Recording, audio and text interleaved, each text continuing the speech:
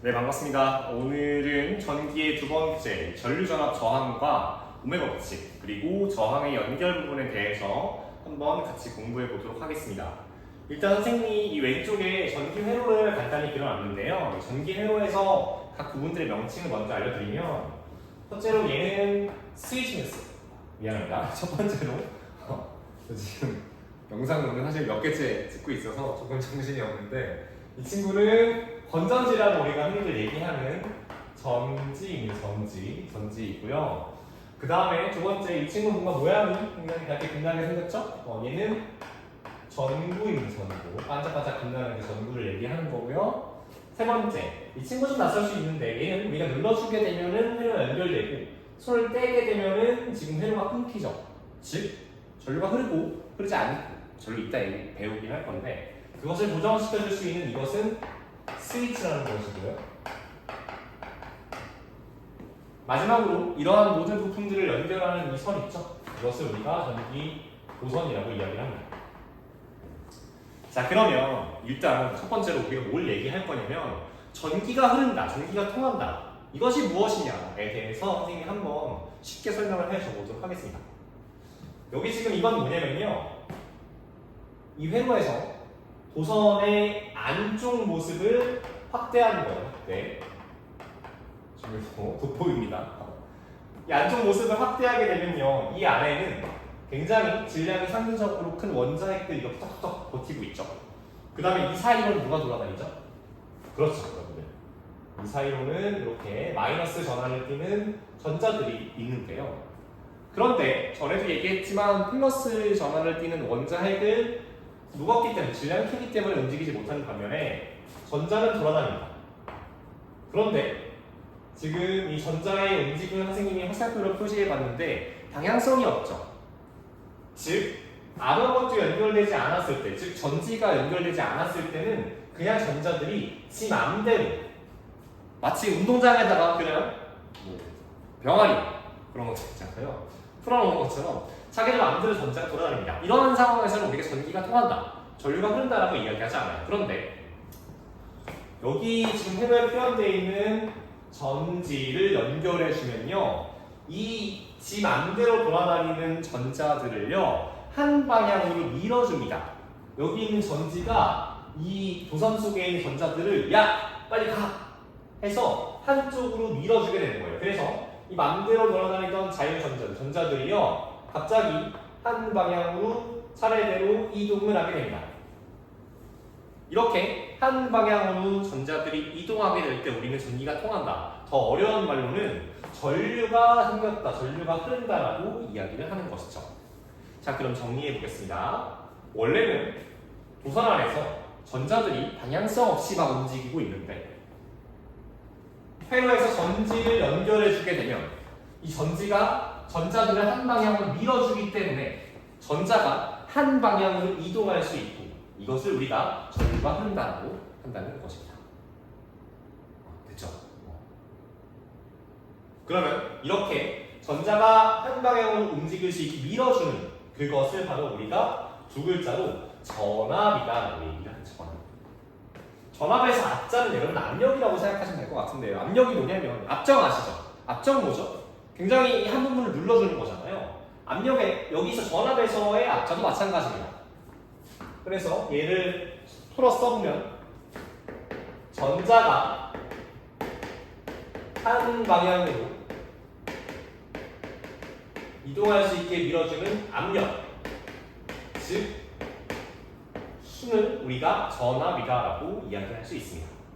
됐죠? 그럼 이 전압을 만들어주는 것, 지금 아까 쌤이 계속 은연중에 얘기를 했는데 이 회로에서 전압을 만들어주는 것, 눌러주는 친구는 누구라고요? 그렇죠, 바로 여기 있는 전지입니다. 이 전압을 만들어주는 친구는 바로 회로에서 전지가 전압을 생기게 한다라는 것이겠죠. 자, 그 다음에 그 밑에 있는 전류는요, 이렇게 밀어줬을 때, 전자가 이동했을 때 생기는 흐름을 말합니다. 그래서 전류는 전자의 이동으로 인해서 생긴 마이너스 전하의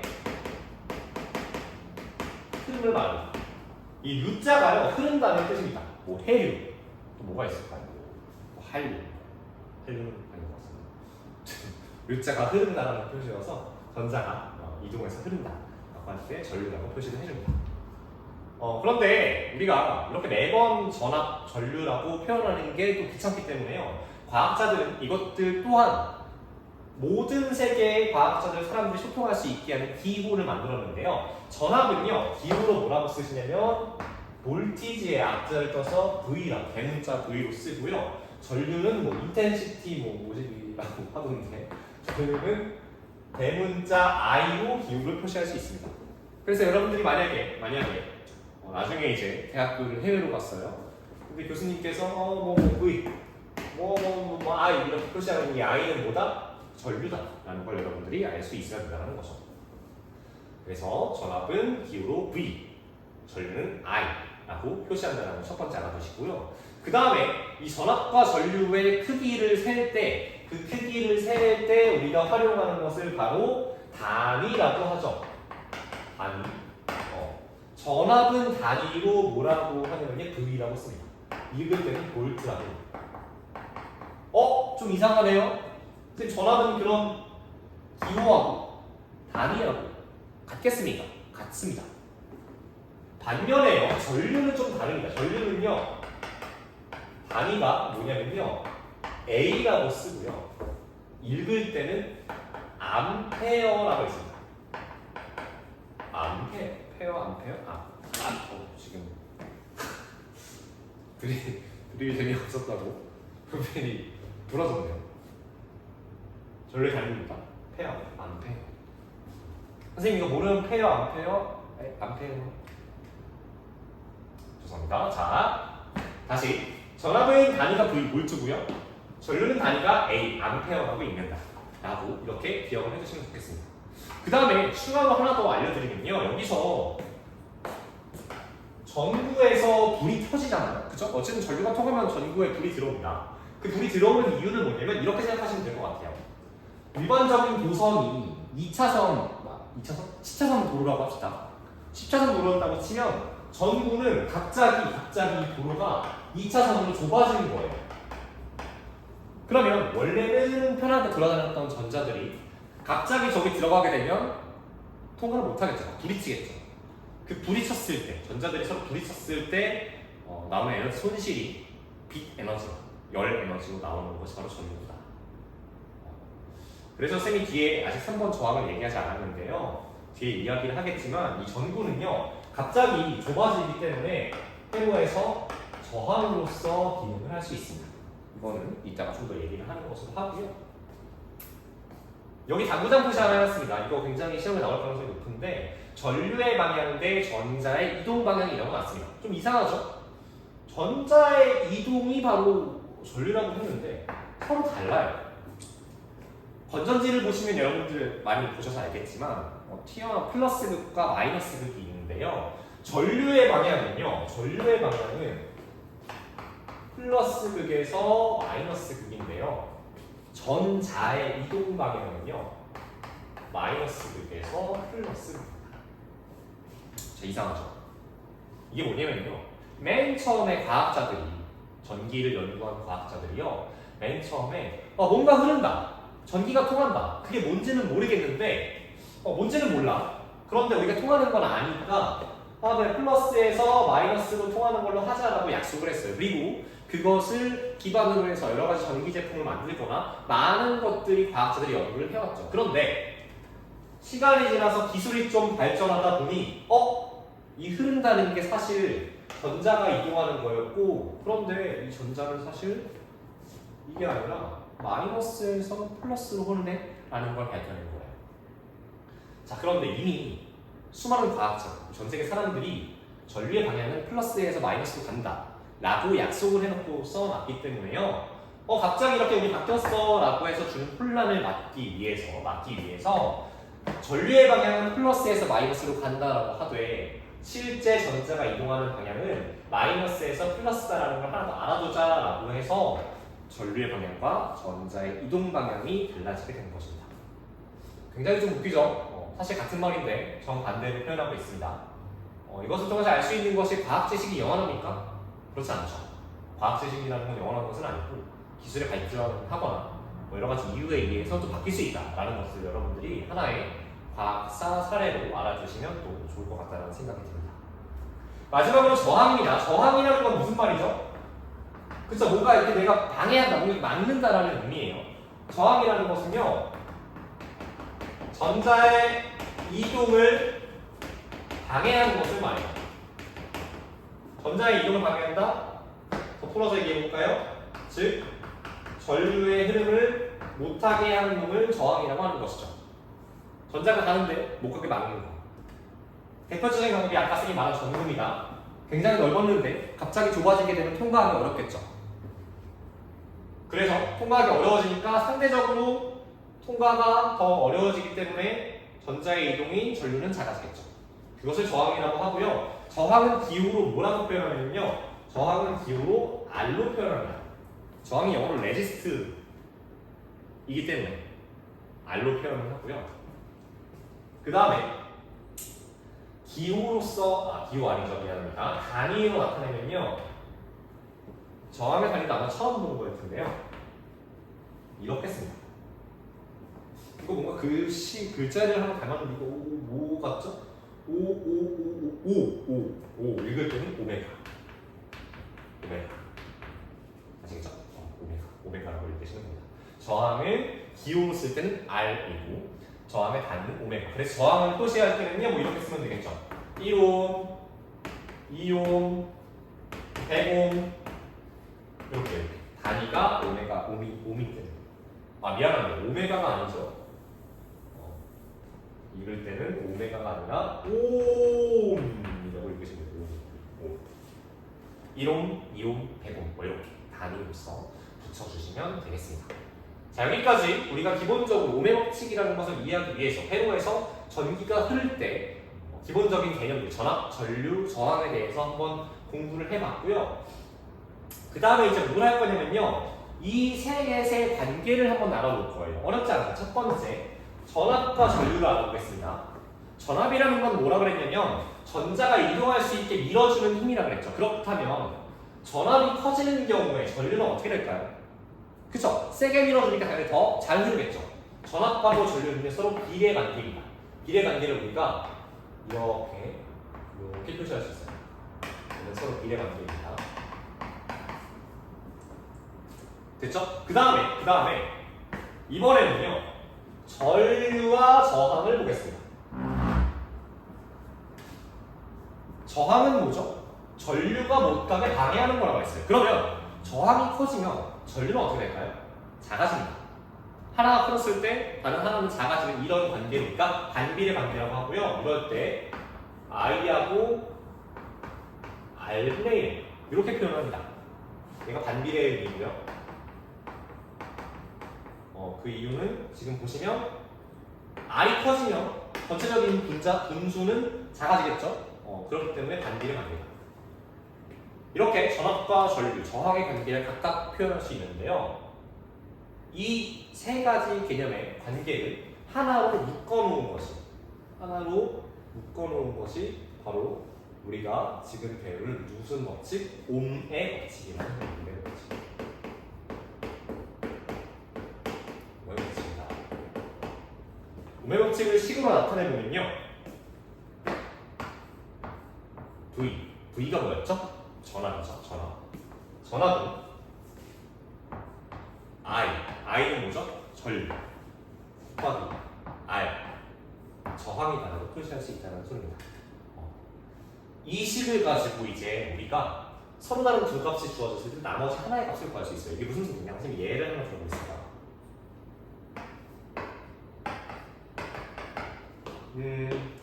전류가요 5A라고 해볼게요. 저항은요 2옴입니다. 이때 전압의 크기, 이 회로에 걸어준 전압의 크기는 몇일까요? 자, V는 뭐라 그랬죠? 전류 곱하기 저항이죠. 전류가 5A고요. 저항은 2옴이죠. 계산하면 뭐가 나옵니까? 10이 나오죠. 단위는 뭐였어요? V였습니다. 쓸 때는 볼트가 이렇게 써주시면 되죠. 이러한 용도로 오메 법칙을 사용하실 수 있어요. 그런데 얘를 매번 내놓으면 복잡하잖아요. 귀찮고. 그래서 좋은 방법이 하나 있는데 여러분들 수학 시간에 대한 거속시 아시죠? 거속시. 선생님 한번 그려보면 이렇게 무당벌레처럼 이렇게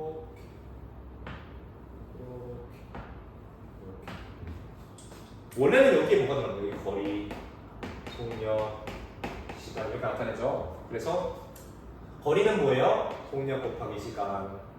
속력은요? 시간 분의 거리. 시간은요? 속력 분의 거리 이렇게 하잖아요. 우리는 근데 이제 거속시가 아니라요. 거속시가 아니라 V는 I야. 이렇게 이렇게 똑같아. V는 뭐다? I 곱하기 R. 그죠? I는 뭡니까? R분의 V. R은요? I분의 V. 요 거속시 대신에 VIR을 넣은 요거 하나만 기억하고 계시면요. 여러분들이 상황에 따라서 전류를 구할 때는 이렇게 쓰면 되고 저항을 구할 때는 이렇게 쓰면 되고 공식을 쉽게 변형해서 쓰실 수 있다라는 것까지 기억을 해놓으시면 되겠습니다.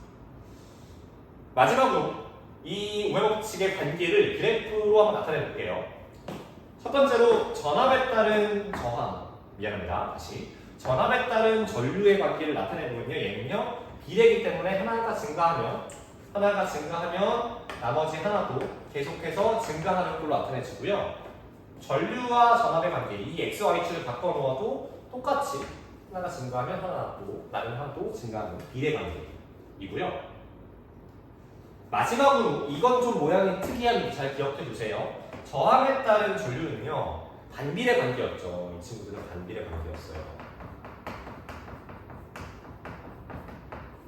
즉 하나가 커지면 다른 하나는 작아져야 됩니다. 그래서 모양이요 어떻게 나오냐면 이러한 형태로 나옵니다. 사실 곡선이에요. 곡선 이렇게 이것이 반비례. 하나가 커지면 하나는 작아집니다. 이렇게 하나가 커지면 하나는 작아집니다. 이러한 형태로 나온다는 걸 알아주시고 그리고 추가로 하나 더 알려드리면 이 전류에 따른 전압 그래프에서 기울기라는 거 볼게요. 우리 수학 시간에 아마 1차 함수 여러분들 이번 학기에 배우셨을 텐데 배웠을 거예요. 기울기는 이 그래프에서 기울기는 뭐죠? x축 증가량분의 y축의 증가량이죠. 이거를 여기다 그대로 넣어보면요. 이 그래프에서 x축은 뭐죠? i죠. 전류. y축은 뭡니까? 네, v 전압입니다. i분의 v. i분의 v. 뭐죠? 여기는. 즉 전류에 따른 전압 그래프에서 그래프의 기울기, 즉 i분의 v는 뭐랑 똑같다? 이 회로에서 저항의 크기랑 똑같다는 소리죠. 그래서 이 그래프에서의 기울기는 뭐다? 바로 저항이다. 이렇게까지 알아두시면 심화적인 내용까지도 여러분들 우리가 잘 공부를 하실 수 있을 겁니다. 됐죠?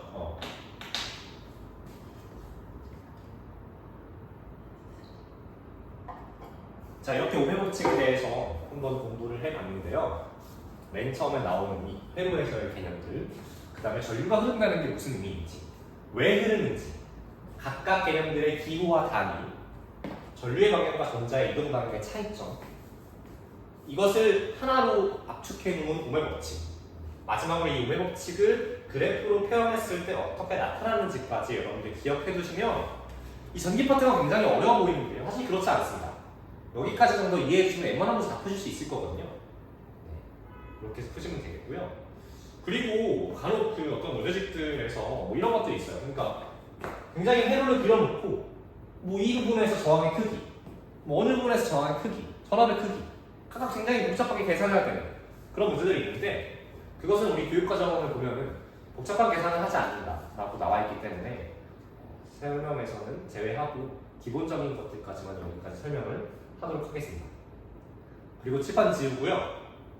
이제 마지막으로 하나 더 남은 것이 우리 저항에 대해서 공부할 때 이 저항의 개수가 여러 개일 때 저항을 연결하는 방법이 두 가지로 나뉩니다. 뭐가 있냐면요. 저항을 연결하는 법은 직선처럼 연결하는, 한꺼번에 연결하는 직렬 연결이라는 것이 있고요. 그 다음에 병렬 연결이라는 것이 병렬 연결. 여러 개로 나눠서 연결합니다. 이 연결 방법에 따른 저항의 특징에 대해서 한 번 더 추가로 이어서 알려드리도록 하겠습니다.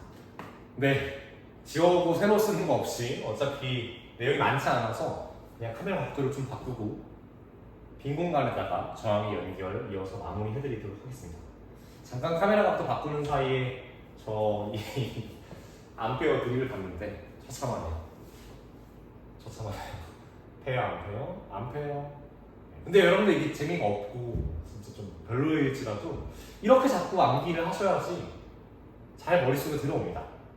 암페어도 그렇고 단위, 저항의 단위보다 옴. 왜? 5처럼 생겼으니까 옴이다. 재미없지만 이렇게 자꾸 공부하시는 습관을 들이시다 보면 왜냐면 여러분 점점 암기할 게 많아지거든요. 하나의 좋은 공부 방법이 될 수 있겠습니다. 자, 어찌되었든 이 저항의 연결을 보겠습니다. 저항은 두 가지 연결 방법으로 나눴는데요. 첫 번째로 직렬 연결이 있고 두 번째 병렬 연결이 있어요.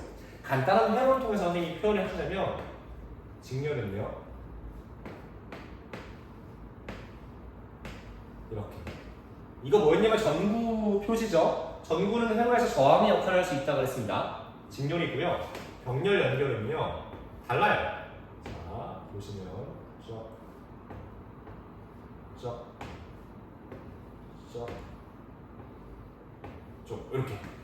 이렇게 차이가 뭐죠? 직렬은요 통로가 하나입니다. 그죠? 나란히 일렬로 연결해놓은 게 직렬 연결이고요. 병렬 연결에서는 전교 회로의 도선이 두 갈로 나뉘죠. 이렇게 병렬 형태로 연결해놓은 것과 직렬 형태로 연결해놓은 것의 차이점을 먼저 기억을 하시고요. 이렇게 생각하시면 됩니다. 똑같이 선생님이 뭐 비유를 하나 해보자면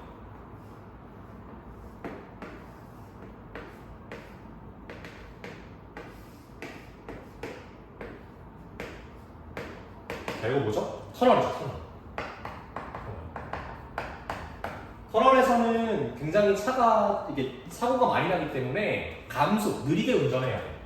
그래서 상대적으로 차가 터널에 들어갈 때 쓸 땐 더 막힐 수 있습니다. 즉, 비유하자면 터널은 저항이라는 소리죠. 그런데 저 터널이 한 줄로 10개를 이어 붙여놨을 때랑 즉 1km짜리 터널이 10개, 10km가 있을 때랑 똑같은 1km짜리 터널이 10줄로 붙여놨어요. 그러면 얘는 지금은 2차선인데 10줄로 나란히 붙여놓으면 20차선이 되겠죠. 됐습니까? 그러면 차가 통과하기 더 어려운 것은 뭘까요? 당연합니다. 2차선으로 길게 붙여놓은 것들이 당연히 통과하기 어려워요. 그것이 바로 저항의 직렬 연결입니다. 지금 차선이 하나로 길게 연결해놨죠. 반대로 병렬 연결은요. 길이는 짧고 차선을 여러 군데로 통로를 나눠놨기 때문에 통과하기 더 쉽겠죠. 즉 저항의 크기, 회로 전체의 저항을 비교해보면요. 직렬 연결은 회로 전체의 저항이 상대적으로 더 크고요. 병렬 연결은 저항이 상대적으로 더 작다라는 것을 알 수 있습니다. 여러분들이 터널의 예시를 통해서 생각해 보시면 알 수 있을 거예요. 10차선이 있는 것과 1차선짜리를 계속 붙여놓은 것, 무엇이 더 통과하기 어려운 것인지. 당연히 차선이 넓어질수록 여러 명이 같이 갈 수 있기 때문에 통과하기는 더 쉬워지겠죠. 즉 저항이 더 작아진다는 소리입니다. 그럼 우리 아까 공부했습니다. 저항과 전류는 반비례의 관계, 즉 하나가 커지면 나머지는 작아진다고 그랬어요. 직렬 연결에서는 저항이 크기 때문에 상대적으로 전류의 크기는 더 작아지겠죠. 반대로 병렬 연결에서 전류의 크기는 직렬에 비해서는 더 클 것입니다. 첫 번째 특징이고요. 두 번째, 직렬 연결에서는요. 보세요. 만약에 이렇게 전류가 흐르고 있었는데 앞에 있는 하나의 전구가 고장났다고 합시다. 그렇게 되면 뒤에 있는 전자들이 이동할 수 있는 다른 길이 있나요? 없나요? 없죠. 직렬 연결에서는요. 만약에 하나가 고장나게 되면 회로 전체가 사용할 수 없게 됩니다. 그렇죠? 반대로 병렬 연결 같은 경우는요. 차선이 여러 개입니다. 그렇기 때문에 이 중에서 하나가 고장난다고 한들 나머지 통로를 이용해서 전자가 지나갈 수 있다는 소리죠.